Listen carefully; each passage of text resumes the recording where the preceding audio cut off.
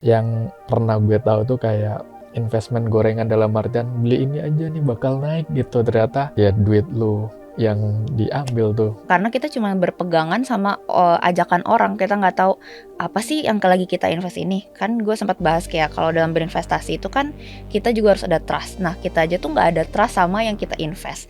Oke, halo semuanya, balik lagi bareng gue Tasya dan Gue Kidio di sini. Oke, hari ini kita mau bahas soal investasi orang-orang awam yang suka ngikut-ngikut nih. FOMO ya. FOMO.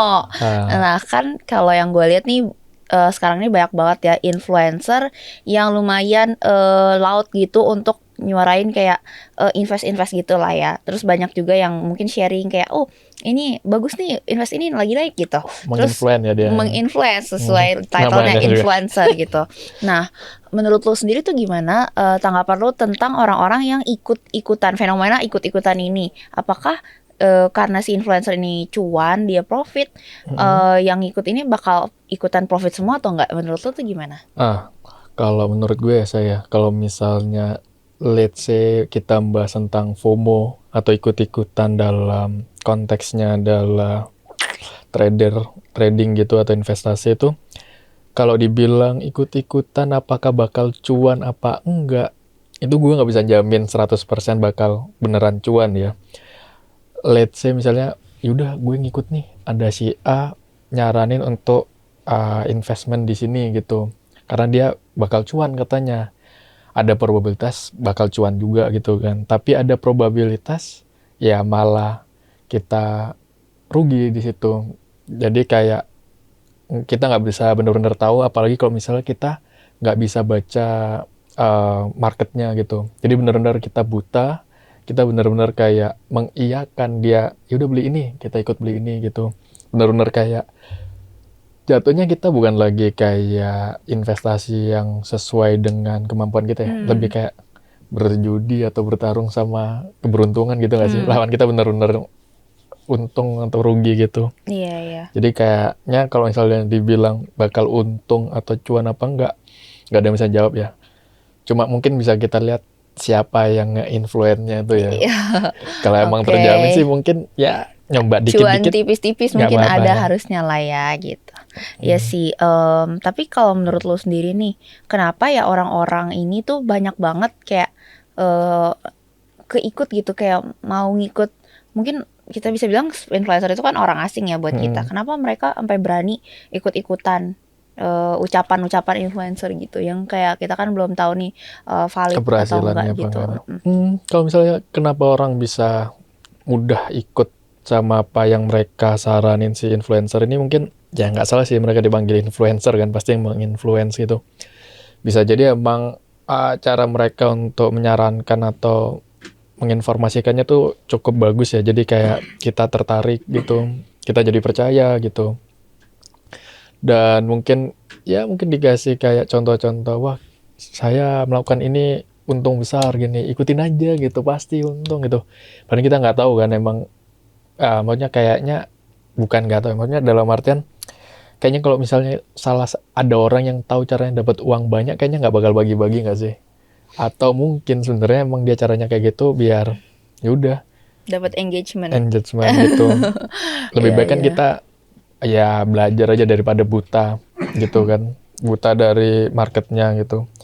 Terus kenapa orang juga pengen yaudah ikutin aja gitu, mungkin karena mereka nggak tahu, jadi kayak yaudahlah modal percaya Modal aja. percaya ya, dan mungkin gue bisa tambahin kayaknya mereka itu tipe ini bukan maksudnya mau ngejudge atau apa ya, kalau yang dari gue lihat mungkin ada banyak orang yang ikutan aja karena mereka malas Bisa. cari tahu dari diri Wah, sendiri, kayak apa ya, riset banyak sih. sendiri gitu kan. Mereka malas untuk itu.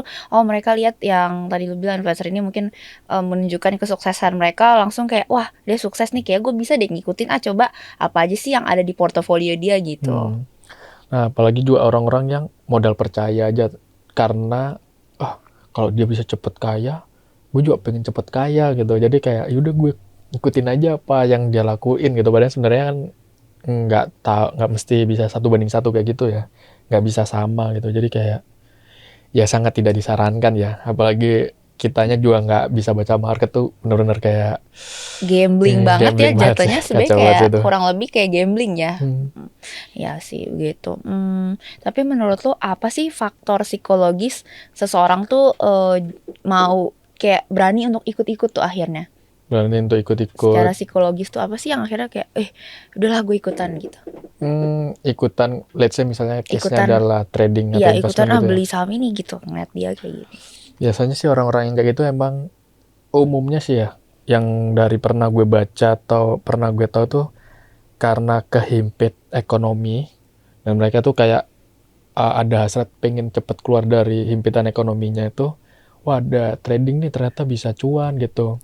Jadinya dia ngerasa kayak, oh mungkin ini jalan keluar gua nih, tanpa tahu gimana Resikonya, medannya, resikonya gitu. Yang penting ada satu orang yang berhasil, nggak tahu belakangnya gimana, yaudah ikutan aja. Jadinya kayak gambling gitu sih. Iya, gue setuju sih itu kayak, ya intinya semua ini juga bisa terjadi balik lagi karena ya orang-orang tersebut tidak ada kemauan untuk Belajar. menginvestasikan ke diri dia sendiri dulu, baca-baca, cari tahu riset, terus juga ya ikut-ikutan ngeliat, oh dia sukses, jadi mau juga lah ya kayak mungkin gue bisa sesukses itu. Padahal kan sebenarnya isi influencer ini sendiri juga nggak serta merta kayak ngelihat market, oh ini turun gue beli nanti naik lah gitu. Pasti kan dia juga melalui riset yang panjang, belajar, dan itu juga pasti dia ngelaluin fail yang banyak gitu ya, nggak cuman Pasti tuh. kayak sekali dua kali. Pasti banyak hal yang dia lalui lah sebelum dia bisa di titik dia yang sekarang bisa sharing keberhasilan dia gitu. Ya sih ya. Soalnya gue kalau misalnya kita nggak tahu baca marketnya, jatuhnya reckless gambling ya. Jadi kayak wah kacau banget itu. Bener-bener kayak ya hanya keberuntungan yang bisa menyelamatkan. Iya benar banget sih. Terus kalau menurut lo sendiri, kalau misalnya kita tuh ngikutin portofolio orang lain, kira-kira akan ada pengaruh apa nggak ke kehidupan lo secara jangka panjang gitu?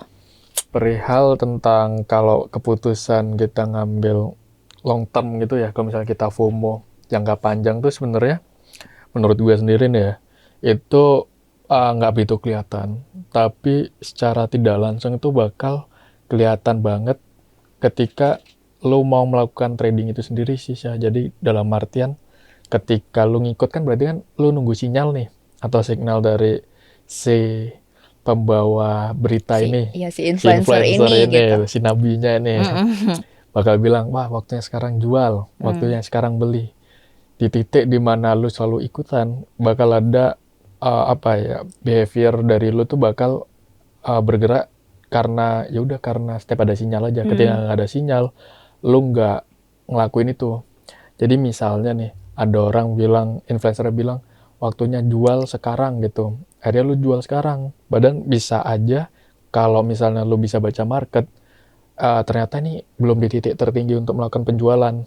Berarti lu bisa jualnya lebih tinggi lagi atau beli sekarang. Dan berlaku kayak tadi juga, bisa aja ini belum titik terendah untuk dibeli gitu. Dan bisa juga paling apes nih, yang pernah gue tahu tuh kayak ya investment gorengan dalam artian beli ini aja nih bakal naik gitu. Ternyata ya duit lu yang diambil tuh, dalam artian ya dia punya, ya udah jual punyanya dia, tapi lu yang beli, lu yang nyangkut jadinya di situ. Kalau lu sendiri pernah nggak dalam posisi ada fase kayak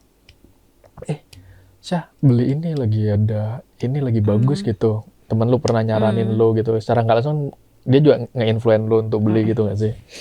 Iya sih, gue pernah banget. Bahkan sebenarnya sampai titik ini pun gue masih Sering lumayan ngikut teman gue, karena teman gue ini tuh dia udah lumayan lama berkecimpung di market gitu ya. Tapi gue juga nggak yang ngasal kayak apa yang dia sebut gue langsung beli. Sebenarnya gue percaya apa pilihan dia, karena dia sendiri itu bukan kayak trader yang cepat. Jadi dia lebih ke long term. That's why gue kayak percaya, karena kan ya once gue udah masuk itu untuk jangka panjang, bukan yang terburu-buru. Time frame-nya lebih panjang lah ya. Jadi itu gue ngikut sih. Tapi balik lagi kita terus harus nambahin riset juga ya, biar kita nggak kayak nanti amit-amit keadaan market lagi kurang oke, atau mungkin kok ada turun, kita tuh jadi cuman bisa mau nyalahin dia gitu. Padahal kan sebenarnya ya bukan salah dia juga kan, itu Resiko kita sendiri iya resiko kita sebenarnya. sendiri untuk milih oh ya udah gua beli gitu kan. Mm-mm. Jadi itu sih mungkin harus diimbangin ya, kayak yang kita udah sempat ngomongin, kayak Mm-mm. walaupun ngikut kita imbangin juga dengan kita riset sendiri Benar sih itu gitu. ya. Gue sepakat di situ. Seenggaknya lu bisa baca market itu sendiri. Jadi kayak ya nggak benar-benar buta di medannya situ sih jadinya. Bener. Nah Hmm. kalau menurut lu sendiri apa ya hal yang terjadi nih kayak bisa fatal kalau misalnya kita tuh cuman ngikut-ngikut orang gitu loh dalam berinvestasi gitu. Nah itu, kalau misalnya paling fatal ya menurut gue tuh yang tadi gue sebutin ya. Kita nggak tahu misalnya si influencer ini nyaranin untuk beli sesuatu, ternyata itu emang scam. Dan kita yang Oh, merugi, jadinya kayak kebetulan momennya gitu ya, kayak mm-mm, nggak pas gitu. Iya sih niatnya bener. kita pengen untung atau ya menggandakan, tapi malah nyangkut di sana. Ya, mungkin teman-teman kita yang di rumah banyak para korban nyangkut. Iya bener-bener. Ya mungkin ya kayak misalnya si A ini, si influencer A ini mungkin dia info, tapi dia info let's say Mm-mm. jam 9 market baru buka gitu. Tapi kan kita yang lihat tuh belum tentu di jam 9 tank gitu kan. Nah, Bisa jadi di jam 9 atau 10 kan market itu kan bener-bener bergerak terus ya. Jadi benar. kita nggak tahu si influencer dapat harga let's say di 200, tiba-tiba di jam 9 atau 10 harga udah naik 10% gitu kan. Kita masuk tapi kan udah gapnya udah lumayan tuh 10% gitu. Hmm. Let's say kalau misalnya si influencer tuh target 15%, oh ya udah berarti kita cuman stop di 5% gitu. Jadi mungkin itu ya kayak hal yang fatal itu ketika kita nggak tahu apa yang kita invest instrumennya, kita cuman percaya omongan orang, jadi kita nanti ada rasa nggak tenang, atau misalnya nih ntar influencernya atau si yang ngajak nih bilang ayo udah jual gitu. Tadi kan lu sempat Hmm. mention kayak Mm-mm. jual lu jual ikutin dia sekarang tapi ternyata naik lagi, itu kan sebenarnya juga pasti adalah gregetnya ya jadi manusia gitu, kayak harusnya bisa lebih Betul. tinggi lagi ya. Sebenarnya sih kita emang nggak akan pernah bisa buy at the dip dan juga sell at the highest, itu udah pasti nggak bisa lah ya. Cuman mungkin kita bisa memaksimalkan peluang yang ada gitu sih palingnya.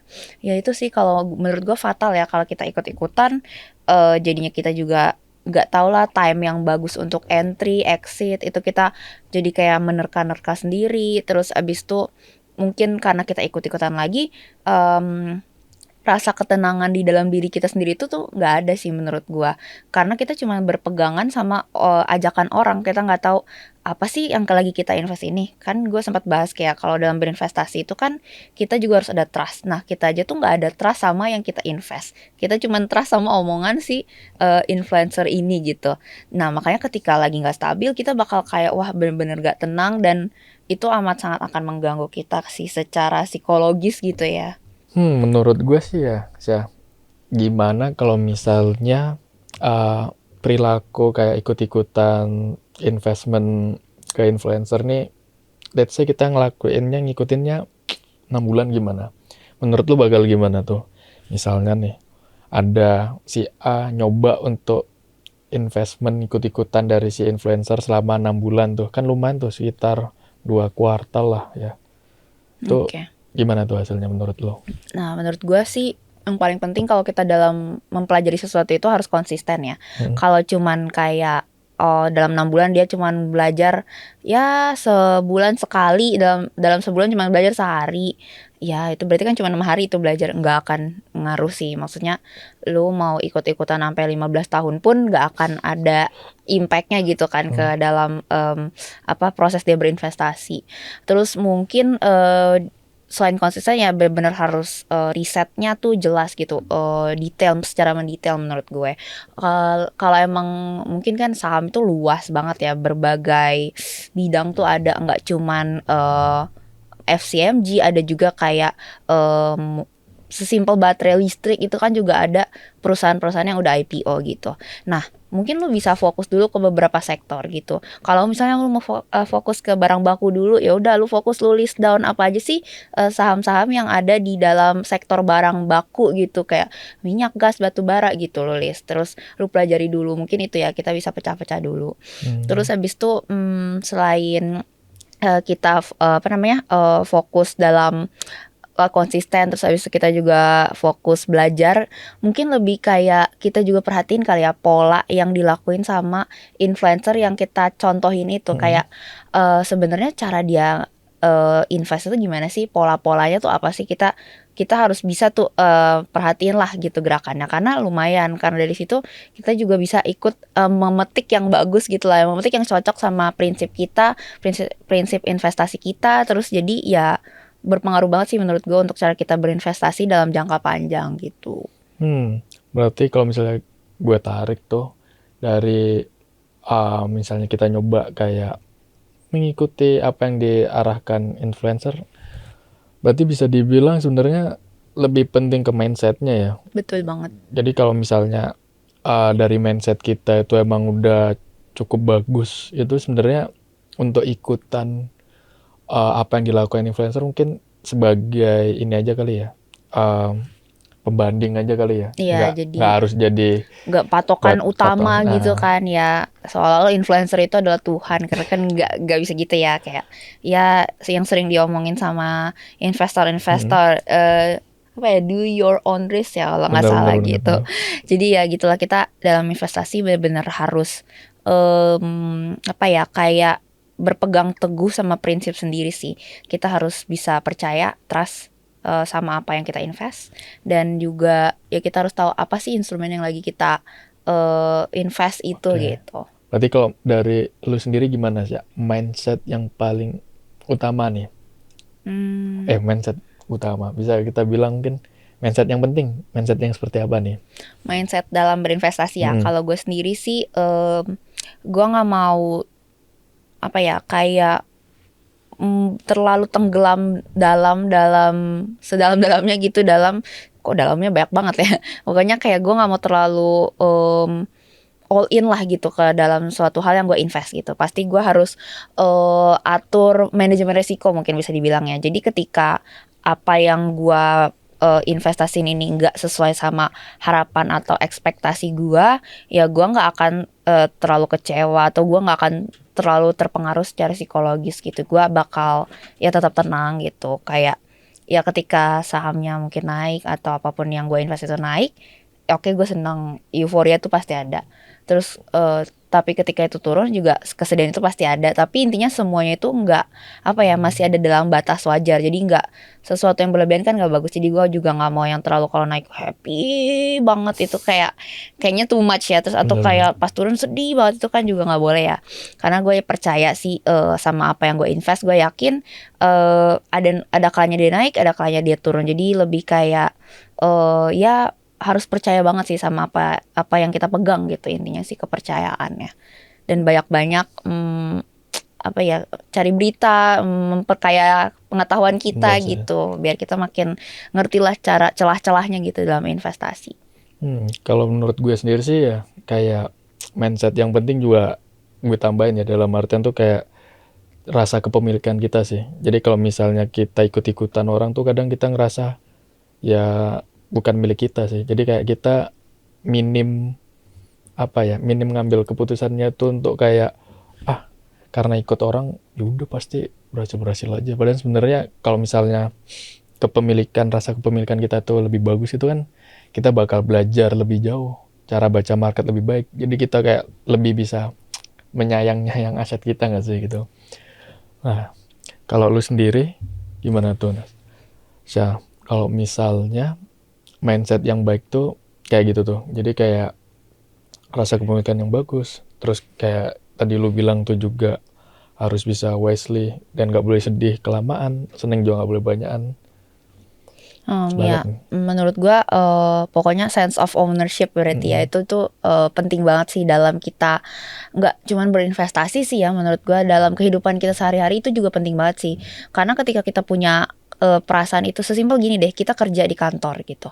Kalau misalnya kita nggak punya sense of ownership, kita pasti akan kayak males-malesan, karena kita ngerasa ya udah gue lakuin ini aja yang disuruh aja, gue nggak usah terlalu terlalu ngide kayak beride, oh gue mau habis kelarin tugas yang A, gue mau kelarin tugas B deh, padahal tugas B deadline-nya masih lama. Itu kan lumayan ada ya kayak gitu karyawan-karyawan yang kayak nggak punya sense of ownership. Dia merasa kayak udah gue cuman karyawan doang kok, gue ini bukan perusahaan gue, jadi gue ngelakuin seperlunya aja gitu. Sebenarnya itu ada plus ada minusnya ya, tapi menurut gue mungkin akan lebih banyak minusnya karena pertama lu jadi nggak terlalu belajar gitu, dan lu akan selamanya menurut gue punya mental follower aja gitu, nggak punya ada rasa kayak memiliki suatu bisnis. Padahal kan sebenarnya walaupun at the moment lu tuh cuman karyawan, tapi lu juga bisa belajar gitu banyak hal selama lu jadi karyawan itu. Salah satunya adalah dengan merasa memiliki si perusahaan ini gitu. Lu jadi punya tanggung jawab lu tuh jadi lebih rasa tanggung jawab lebih ada, lebih baik gitu. Terus juga kayak dalam kedepannya kalau one day lu mungkin udah nggak jadi karyawan lagi, ketika lu bangun bisnis, lu udah banyak tuh yang bisa lu petik dari selama lu ngantor itu. Kayak oh gue dulu pernah gini nih, pernah kerja gue jadi merasa kayak gue harus begini dalam membangun si bisnis gue itu gitu. Benar sih ya. Jadi emang secara nggak langsung emang tergantung keputusan orang itu ya. Kalau misalnya kita ikut-ikutan terus, iya sebenarnya kita nggak benar-benar ngambil keputusan itu ya. Betul, kita akan selamanya jadi pengikut gitu. Kalau selamanya jadi pengikut, ya nggak baik juga kan. Iya, kalau emang hobinya begitu ya berarti mungkin cocok ya. Tapi kan Lu nggak kalau bakal bisa kemana-mana nggak sih? benar, kalau bisa sih enggak ya. Kalau bisa kita terus berkembang lah dalam kehidupan ini gitu. Oke, mungkin kita udah cukup banget ya bahas soal Jauh banget ya kita bahas. Udah bahasnya banyak banget nih untuk topik kali ini, kayak udah cukup banget. Kita mungkin bakal close dulu buat yang kali ini. Nah, mungkin teman-teman kalau misalnya ada ide untuk bahasan topik selanjutnya gitu ya, atau penasaran sama yang kita tadi, bisa ditanyakan lagi sih. Benar. Di kolom komentar. Iya, siapa tahu kurang clear gitu. And see you guys on the next podcast. Bye.